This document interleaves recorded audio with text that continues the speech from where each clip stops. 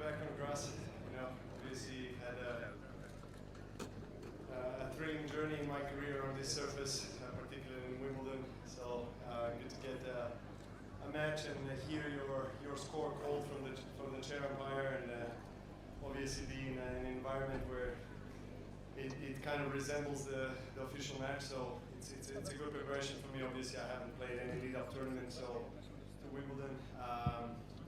But yeah, it's always fun also sharing the court with my brate Karen here, who is in a good form. I mean, with his looks, not with his tennis. With his looks, he's in good form.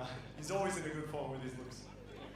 Yeah, but you asked, if he needs to play the tournaments, but he doesn't need to. He feels on grass like at home, He comes, he touches the ball, and the ball always goes in, so no problem. Are you not going to say anything about his looks? No, he's always looks very sexy. He's 38. Are you joking? He looks incredible. I agree, I told you, very sexy. Very sexy. Thank you very much, Karen. That's why I keep on playing tennis, so just to stay fit, Just to stay sexy, like for Karen. Just to hear compliments. Yeah. Do you guys want to have a chat? But look, Novak, you haven't played a match since Roland Garros. It was a great run there. What have you been up to? What am I up to? I don't know how to answer that question, to be honest, but yeah, there's been a lot happening always off the court, at home, it's always alive with two kids, there's plenty of things happening in the private life. Yeah, and try to balance it out with professional life. I still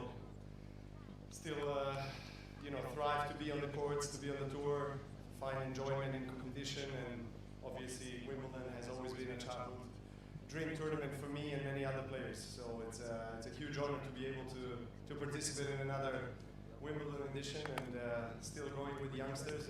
Karen is not a youngster anymore, but the other. Yeah, you're old, mate. 29 is old. 29. Yeah, in tennis terms, it's on the further end, the other end.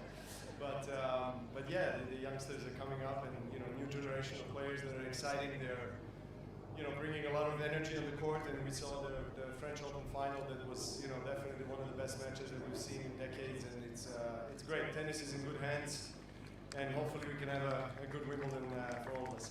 Yeah, so are you excited for Wimbledon? Because you played it so many times, so do you still get the butterflies when you walk in there? Oh, of course.